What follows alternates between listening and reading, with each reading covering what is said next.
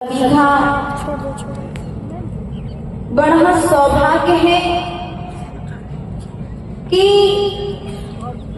आज हमारा पूरा हिंदू समाज एक छत के नीचे साथ बैठे हुए हैं। यदि यह भाईचारे की भावना, यह संगठन की भावना सदा हमारे भीतर में बनी रहे तो कभी देश में विद्रोह की भावनाओं का जन्म नहीं हो सकता। क्योंकि आज भाई भाई को काटना है, भाई भाई को तोड़ना है। यदि तुम्हें भाई जैसा प्रेम सीखना है तो भगवान राम से सीखने के लिए जाओ।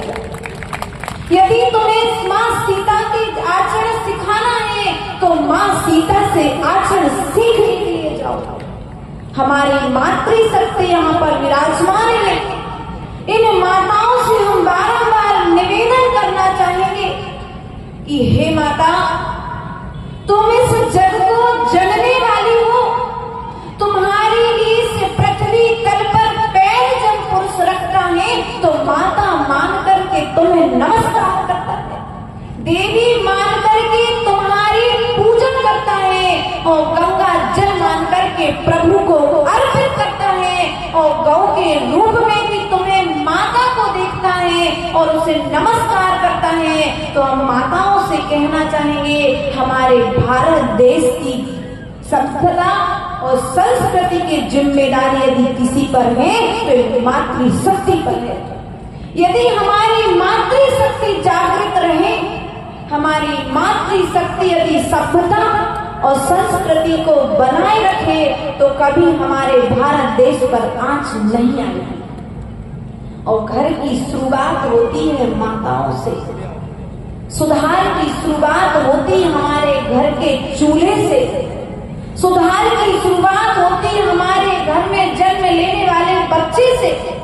इसलिए यदि हमें भारत देश की सभ्यता को, भारत देश की संस्कृति को और भारत देश की अखंडता को यदि बचा करके रखना है तो पहले हमें सुधरना होगा। हम दूसरे को सुधारने की बात कर रहे हैं, लेकिन सुधरने की शुरुआत हम अपने से यदि करेंगे तो विश्व में प्रत्येक प्राणी सुधर जाएगा।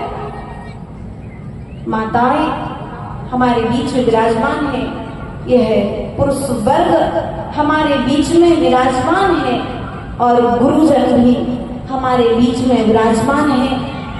प्रिय बंधुओं, ध्यान रखना, जब राम 14 वर्ष के लिए वनवास में उन्होंने निवास किया तो माता सीता ने अपने पति का साथ दिया।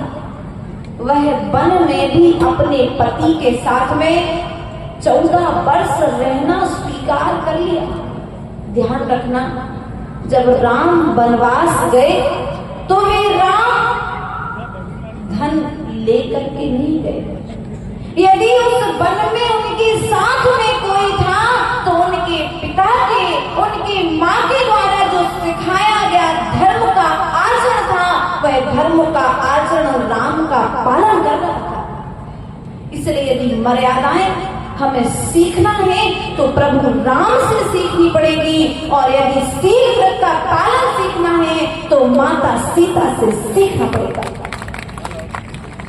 इसलिए हमारी माताओं से बारंबार निवेदन है कि आप अपने बच्चों को जब बाहर में भेजते हैं तो एक बार भेजने के पहले देख लें कि आपने उसे क्या पहनाया है। हमारे पहनावे से हमारी भारत की संस्कृति झलकती है, हमारी सभ्यता झलकती है और हमारा पहनावा हमारे संस्कारों को जन्म देता है।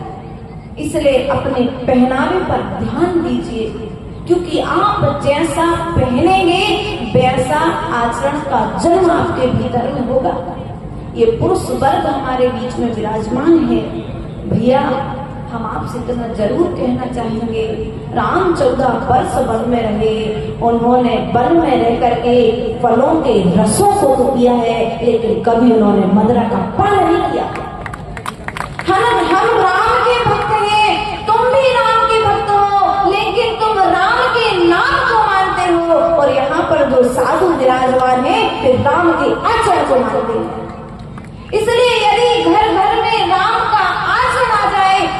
पंचम काल में भी राम राज्य आने में समय नहीं लगेगा। इसलिए हमारी भोजन की थाली में राम के भोजन का दर्शन होना चाहिए। हमारे वस्त्रों में सीता माँ के वस्त्रों का दर्शन होना चाहिए। माँ सीता जब वन में गई तो भगवा वस्त्र पहन करके गई, कोई सज सवर करके नहीं गई। और हम जब अपने घर से बाहर निकलते हैं, मंदिर में जाते हैं और किस तरह का श्रृंगार करके जाते हैं, यह विचार करने योग्य है। यदि हम सुधरेंगे तो जग सुधरेगा और हम बिगड़ेंगे तो जग जगेगा। भारत देश को यदि संभालना है, भारत देश को यदि सुधारना है, भारत देश सुधरा था, संभला था और संभला है। अगर बिगड़े हैं तो हम बिगड़े। हमारा आचरण बिगड़ा है, हमारी संस्कृति बिगड़ी है। हमने ही बिगाड़ने वाले कोई दूसरे बाहर देश से नहीं आए, हमारे देश के लोगों ने ही बिगाड़ा है। इसलिए हमें स्वयं सुधरना पड़ेगा, हमें स्वयं संभालना पड़ेगा।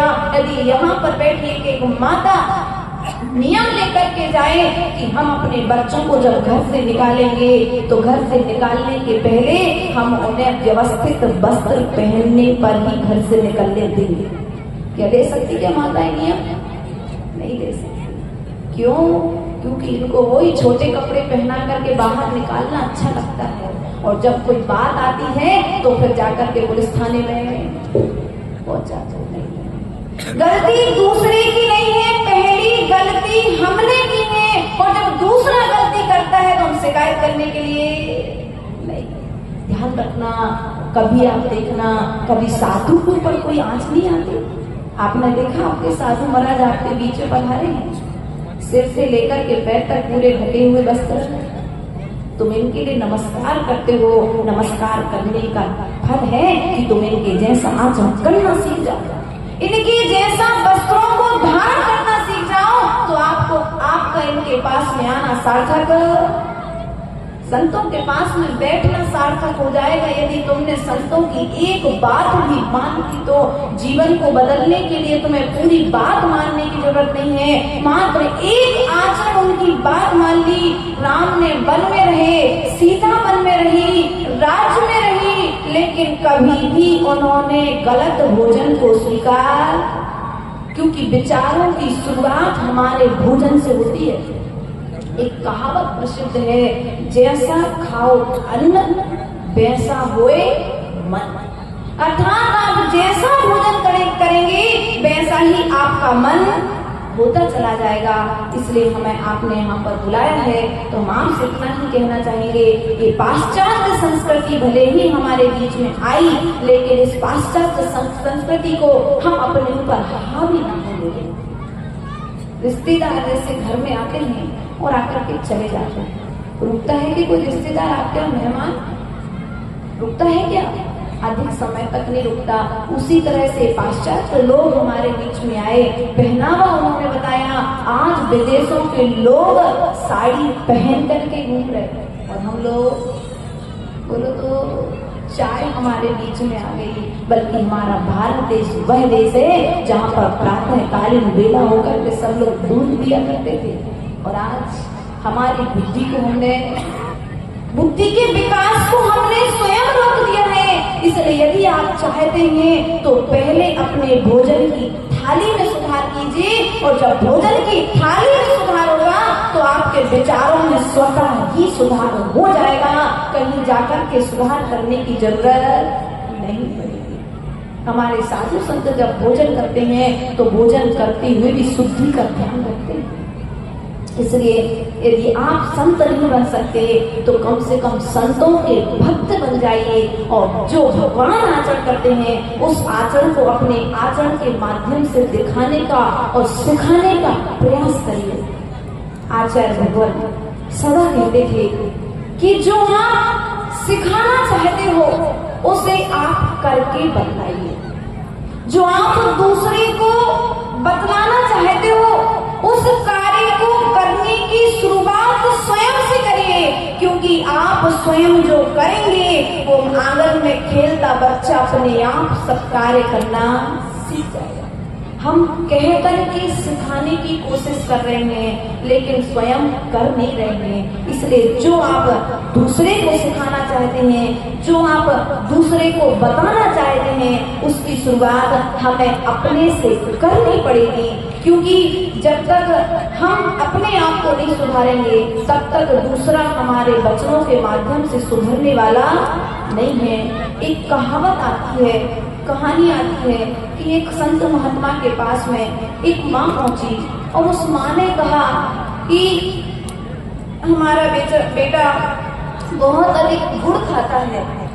तो संत महात्मा ने कहा तो कोई बात नहीं, आप एक हफ्ते बाद आना।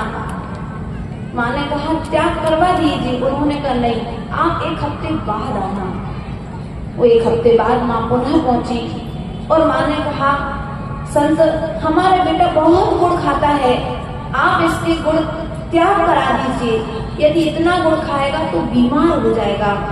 संत महात्मा ने त्याग करा दिया। तब उस माँ ने पूछा कि आपने पिछले हफ्ते आने पर गुड़ का त्याग क्यों नहीं कराया? तब उन संत महात्मा ने कहा इसके पूर्व हम भी गुड़ बहुत खाते थे, इसलिए हमने त्याग नहीं कराया। अब हमने स्वयं त्याग कर दिया है, इसलिए हम दूसरे को त्याग कराने की बात।